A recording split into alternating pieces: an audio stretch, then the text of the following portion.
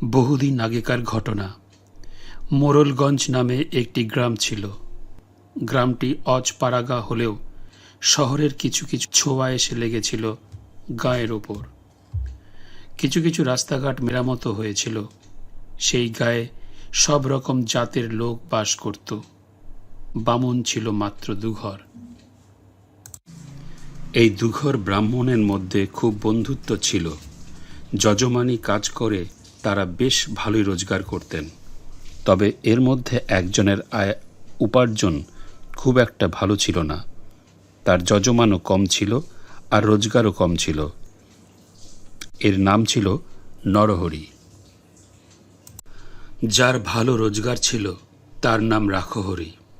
সে গায়ের বিভিন্ন বাড়িতে পুজো করে, শ্রাদ্ধ করে, অন্যান্য কাজকর্ম করে যা কিছু আয় করত তাতে তার সংসার বেশ ভালোভাবেই চলে যেত।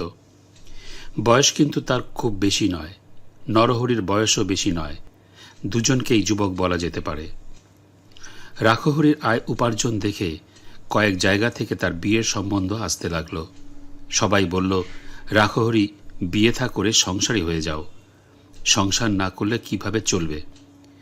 পাড়ার লোক আর বাড়ির সবাই এই কথা বলার শেষে রাখহরি বিয়ে করতে রাজি হয়। মোড়লগঞ্জ থেকে 2-3টে গ্রাম দূরে রাঘবপুরের ভট্টাচার্য বাড়িতে রাখহরির বিয়ের কথাবার্তা পাকা হয়ে গেল। রাখহরির রোজগার ভালো, কাজে অবস্থাও ভালো। অতএব বিয়েতে কি হবে তারও ব্যবস্থা হয়ে গেল। কত লোক খাবে, কি বাজনা হবে তারও ব্যবস্থা হয়ে গেল। কিন্তু একটা দুর্ঘটনায় রাখহরি মারা গেল। বিয়ে বাড়ির আনন্দের বদলে নেমে এলো শোকের ছায়া। কনের বাড়িতে সংবাদ পাঠানো হলো, কিন্তু কনের গায়ে হলুদ হয়ে গেছে। অতএব সেদিনই বিয়ে দিতে হবে। হিন্দু ধর্ম অনুসারে সেদিন বিয়ে দিতে না পারলে আর বিয়ে দেওয়া মুশকিল হয়ে যাবে। কনের নাম ছিল কাজল। সে খুব কাঁদতে লাগলো খবরটা শোনার পর। কনের বাবা তখন গাঁয়ের মাতব্বরদের সঙ্গে যুক্তি করে ঠিক করলেন যে রাখহরির বন্ধু নরহরির সঙ্গে তার মেয়ের বিয়ে দেবেন। কিন্তু নরহরির অবস্থা তেমন ভালো নয়। এটাই সকলের চিন্তা হলো। এদিকে নরহরিকে সে কথা জানাতে সে বলল এখন সে বিয়ে করবে না।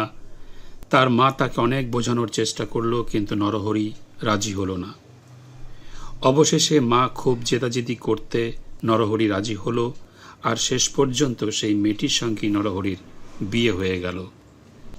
এদিকে রাখহরির মৃতদেহ গাঁয়ের শ্মশানে নিয়ে গিয়ে খালের ধারে দাহ করা হলো।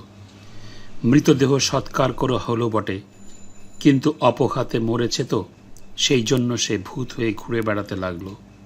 সারাদিন সে ভূত হয়ে চারিদিকে ঘুরে বেড়ায়, আর রাতে খালের ধারে একটা বটগাছে এসে থাকে। এটাই হলো তার আস্তানা। তবে একেবারে চুপচাপ থাকে না। রাতের বেলা গাঁয়ের মধ্যে ঢুকে কিছু কিছু উৎপাতও সে করে। রাখহরির ভূত জানতে পেরেছিল যে তার কনে কাজলকে তার বন্ধু নরহরি বিয়ে করেছে। ফলে সে খুব রেগে গেল নরহরির ওপরে।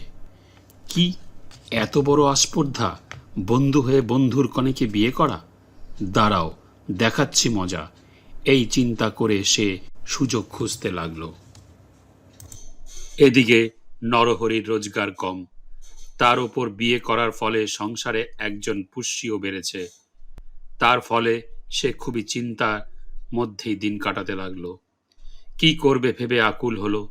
অনেক ভেবে সে ঠিক করলো গ্রাম ছেড়ে শহরে চলে যাবে রোজগার করবার জন্য। সে কি রে, তুই শহরে চলে গেলে আমি একা কি করে থাকবো? তুমি বউকে নিয়ে থাকবে, আমি এখানে বসে থাকলে সংসার চলবে কি করে? শেষ পর্যন্ত নরহরি মাকে নানাভাবে বুঝিয়ে বউয়ের কাছে বিদায় নিয়ে শহরের দিকে রওনা হলো। রাখহরির ভূত ঘরের পেছন থেকে সব শুনছিল। সে দেখল এটাই মস্ত বড় সুযোগ। এই সুযোগ হাতছাড়া করলে চলবে না। 2-3টে দিন কেটে যাবার পর রাখহরির ভূতটা নরহরির রূপ ধরে এসে হাজির হলো নরহরির বাড়িতে। তাকে ফিরে আসতে দেখে সবাই খুব খুশি হলো, কেউ বুঝতে পারল না আসলে সে কে, নরহরি না রাখহরির অশরীরী আত্মা। রাখহরির ভূত তাদের বাড়ি থেকে টাকা পয়সা সোনা দানা চুরি করে এনে নরহরির বাড়িতে দিতে লাগল। নরহরির সংসার বেশ সচ্ছল হয়ে উঠল। রাখহরির বাড়ি থেকে টাকা পয়সা গয়না চুরি যেতে লাগল। চোরের সন্ধান কিন্তু কেউ পেল না। এদিকে রাখহরি হয়ে পড়ল নরহরির সংসারের সর্বময় কর্তা। তার এই ছদ্মবেশ কেউ ধরতে পারল না, এমনকি রাখহরির বউ কাজলও জানতে পারল না। এইভাবে বেশ কিছুদিন কেটে গেল। এমন সময় ঘটে গেল একটা কাণ্ড। নরহরি নানা দেশ বিদেশে ঘুরে প্রায় 1 বছর পরে বেশ কিছু টাকা রোজগার করে দেশে ফিরল। তাকে দেখে রাখহরির ভূত বলল, তুমি কে হে বাপু? অবিকল আমার মতন রূপ ধারণ করে আমার বাড়িতে আবার হানা দিয়েছ? এক্ষুনি বিদায় হও, না হলে কিন্তু খুব খারাপ হবে। নরহরি অবিকল তার মতন দেখতে লোকটাকে দেখে তো অবাক হয়ে গেল। এ কি করে সম্ভব হয়? একে তার মা আর বউ ঘরে ঠাঁই দিল কি করে? সবচেয়ে আশ্চর্যের কথা, আমি তাকে জিজ্ঞাসা করার আগেই সে উল্টে আমাকে জিজ্ঞাসা করছে, কে তুমি? তাদের দুজনে তর্কাতর্কি হচ্ছে। এমন সময় নরহরির মা আর বউ এলো সেখানে। তারাও নরহরিকে চিনতে পারল না। তারা রাখহরির ভূতকেই নিজের লোক বলে ভেবে নিল। রাখহরিও তাদের নিজের লোক, নরহরি কেউ নয়। ব্যাপার দেখে নরহরি তো অবাক হয়ে গেল। সে বেচারা চোখের জল ফেলতে ফেলতে চলে গেল নিজের বাড়ি থেকে। তারপর সে জমিদারের কাছারিতে গিয়ে সব কথা জমিদারকে জানালো। কয়েকদিন পর জমিদার নরহরি আর রাখহরির ভূতকে কাছারিতে ডেকে পাঠালেন। তাদের দেখে জমিদার বাবু তো অবাক। এ যে হুবহু একই রকম দেখতে। দুজনের চেহারা কে আসল আর কে নকল চেনার উপায় নেই। জমিদার বাবু কিছুক্ষণ চিন্তা করে বললেন, তোমরা এখন যাও, আমি ভেবে দেখি, তারপর দেখি কি করা যায়। রাখহরির ভূত দিব্যি বুক ফুলিয়ে বাড়িতে ফিরে এলো, আর নরহরি কাঁদতে কাঁদতে একটা মাঠের মাঝখানে গিয়ে একটা গাছের তলায় বসে চোখের জল ফেলতে লাগল। হঠাৎ তার নজরে পড়ল খোলা মাঠে কতগুলো ছেলে খেলা করছে।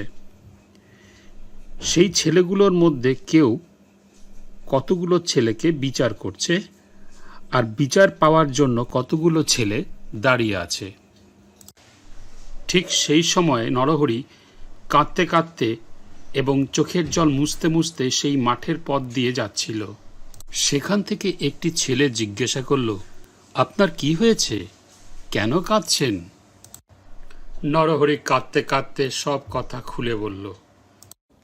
ছেলেটি তখন তার বন্ধুদের ডেকে বলল যে, তোরা কুমোরপাড়া থেকে একটা মাটির হাঁড়ি নিয়ে আয়। তাছাড়া ছেলেটি তার বন্ধুদের বলে দিল যে রাখহরির ভূতকেও যেন সেখানে ডেকে নিয়ে আসে। তারপর কয়েকটা ছেলে দৌড়ে গেল কুমোরপাড়ায়। তারপর সেখান থেকে একটা ছোটোর মাটির হাঁড়ি এনে ছেলেটির হাতে দিল। ইতিমধ্যে রাখহরি সেখানে উপস্থিত হল। সেই ছেলেটি তখন হাঁড়িটা নিয়ে প্রথমে নরহরিকে বলল, ও ঠাকুর মশাই, তুমি এই হাড়িটার ভেতরে ঢুকে পড়ো তো দেখি। যদি তুমি এর মধ্যে ঢুকতে পারো তাহলে জানবো তুমি আসল। অসম্ভব! এই ছোট্ট হাঁড়িটার মধ্যে আমার দেহটা ঢুকবে কি করে? ও কাজ আমার দ্বারা হবে না। তাতে আমার ভাগ্যে যা আছে তাই হোক। ওই রাক্ষসী ঠাকুর মশাই, এবার আপনি তাহলে এই হাড়ির মধ্যে ঢুকে পড়ুন তো দেখি, তাহলেই জানবো আপনি আসল। আরে এই কথা, এ তো সামান্য ব্যাপার, আমি এক্ষুনি এই হাঁড়িতে ঢুকে পড়ছি। এই বলে রাখহরির ভূত সঙ্গে সঙ্গে ঢুকে পড়ল সেই হাঁড়ির ভেতরে। আর যায় কোথায়? ছেলেটি সরা আর মাটি দিয়ে হাঁড়ির মুখ বন্ধ করে দিল, আর সঙ্গে সঙ্গে বলে উঠল, এই নরহরি ঠাকুরই হলো আসল, আর হাঁড়ির মধ্যে যে ঢুকেছে সে হলো একটা ভূত। তারপর সেই মাটির হাঁড়িটাকে জলে ভাসিয়ে দিয়ে নরহরি ফিরে এলো তার বাড়িতে। বামুন ভূতের কারসাজি শেষ হলো।